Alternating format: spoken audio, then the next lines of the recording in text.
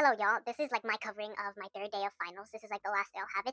Not only because of some certain events I'm gonna cover it anyway. So this morning I decided to talk to this girl in the library. So she was chill, but she was a senior.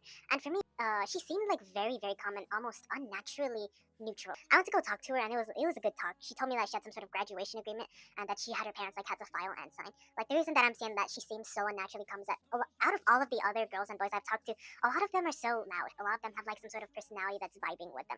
But this girl I was talking to, like, it was completely like radio silence. Like you could feel the personality. I'm not sure if she's shy or just like feeling like the journey that she's been going through maybe in high school. So I asked her about life, and she told me that she'd been staying with the same friend group for all 4 years, like same people. Like she's that type of person not to instigate drama, but she was there. Like I assume that she's been through relationships, and she seemed unusually calm and silent. Like it kind of hits me though because one day I am gonna be just like her, not in person or mood, but because as a graduate. So she's 2 years ahead of me. We're still 2 years behind. We're still down the line. And it felt like a checkpoint because it hits back on my videos earlier. Like even though I'm a metaphorical graduate emotionally, I'm definitely shifted a little inside too. That girl, she's already continuing on. Like she's already like institutionally, she's a graduate. She is moving on with her life as an adult. I just like wonder what was the lore behind her. What lessons did she learn? Like obviously I may never interact with her again. As I say, I was like graduation is in like 4 months from now. It's very, very short. Even reminds me too, I don't have as much time. I have less than 5 months left of sophomore year, and that just kind of makes me kind of sad. But later on, though, on some lighter notes, I went down from my final exam for science, and I'll be honest, some answers I absolutely guessed, I'll be honest, but I got a 155 out of 200, around like a 77 to 78, but there was this one other kid who I shook hands with. He had like a 56 out of 200, and if my math brain can do it, it's like 28%, 20% was score, so he didn't really, I think he just guessed on. Just leave it that way.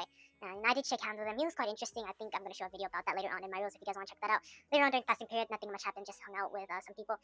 Oh, a quick thing to note, y'all, is that during one of my finals, one of the girls that I sit next with, they ended up using their phone trying to search up the answers behind the Chromebook. Since the teacher was obviously in front of them, or not directly in front, but they're like looking at the class generally, like the teacher couldn't see her doing that, so it was like really, really annoying. Because I was like metaphorically, like I was in my eyes, like telling her, put the phone away before you end up embarrassing our table.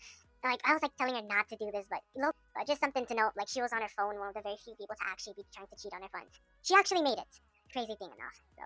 I know this is unsolicited advice, but if you guys want to ace your next final, here's a cool little trick. So basically, if I don't have much time, let's say for example on an exam, and I don't want to have to physically calculate problems. Like let's say I'm in a math final, and let's say this question on the test has us converting an ax squared plus bx plus c quadratic equation, and let's say you're trying to convert that into vertex form, for example, right? Or let's say it has a linear equation, and you're trying to convert it into point slope form, for example. So for me, if I don't have time to physically write it out on paper and actually convert it into vertex instead of using like negative b over 2a, what I do here is that since it's a fill out or bubble in question, like there's like 4 choices and you gotta convert them, find the right answer. For me, y'all, is that I would plug in a random variable for x on the original equation that it's asking us to convert it into. So ax squared plus bx plus c, it's asking us to convert it into vertex form. So what I do here is that I plug in a random point for x, and then if the output for y, for example, is equal to 2, so on that graph points for that original equation, on that line it has 1, 2. What I do is that I plug in that same number for x, 1, and I plug it to all of the choices. So if A, I plug in x as 1, but it has a y value of 3, 1, 3, nah. If for B, I get the 1, but I ended up getting like 1.5, for example, then that's not the answer. But let's say if I get C, 1, 4. Again, not the answer. Let's say for D this time, I do actually end up plugging in 1, and then boom, our y output is 2. And that matches the output of our original ax squared plus bx plus c form. And D is our answer. We're picking it and we're going. This is the same thing that also works for linear equations, y'all. Let's say it's asking us to convert y equals dx, for example, into point slope form. What I do here is that since there's 4 possibly correct answers, I find a random coordinate for x on the original equation. So y equals 3x. So 3, let's say 5. 3 times 5 is 15. So on the y equals 3x, we have a point on the graph that's 5, 15. Then what I do here is that I plug in that same number for 5, and then we plug it into any of the possible answers. If one of the possible answers has a y output of 15, then that's the correct answer. So for me, that's what I usually do. I also apply that to like x roots, for example. If there's like 4 different options to finding the x roots to a parabola, what I usually do is that look at that original equation, I plug in all of those numbers, see which one matches, and then boom, finished. Obviously, for most of the time, for me, I'm still going to physically convert them into their proper forms and do it myself. But when I'm running out of time now, I usually use that trick.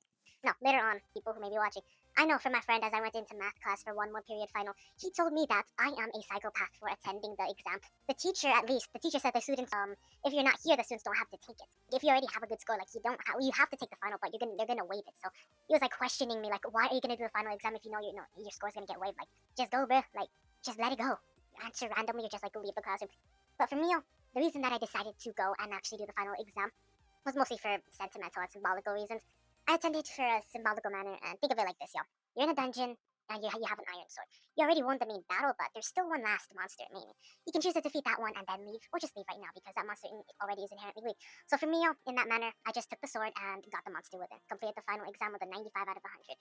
I did it, chat, because in sentiment, I will not be in that class again. Right? Even though my friend called me an absolute psychopath for taking the exam. Like the teacher said, they're gonna waive the score, they're gonna change it. Like, for me, I'm never gonna be in that class again. I'm gonna miss being in that place, so I stayed there and I wiped down the desk one more time. Had a little bit of a conversation with the teacher about what vacation places he wanted to go to. Even noted biases too, because if we went to X country, some people could make fun of us for having like a U.S. passport. Again, cultural bias and other history. And I would say, Chad, is that as much as I am happy with being done with finals, I still feel mostly sad because school is over. I mean, socially, I don't have a settled place yet, as much as we do have a few places we could go to. Like, I broke my fears, but the question is, where am I supposed to go after this? Where do we go? That's definitely for me. I don't have inherited groups from middle school, and unlike that senior girl that I was talking to this morning. Like, no other school days to spend that lunch period exploring and talking with new people, so only next year for me, I guess. For me, I attended that math final, even though, again, my friend called me a psychopath, because I want to close this chapter of my academic life cleanly. Because I'm not going to be in that math classroom again, turn one. Because I'm not going to have as much free time as a teacher could offer. And because next year I'll be transferring to a different math class. Because, well, my math class teacher, the boss told him, administration told him he can't take on this period that I'm in for his math class. So the next year's going to be a different one. I wasn't expecting the change mid-year, but for me, I honor it with sentiments, and you close it off calmly, like a book, with the next pages blank.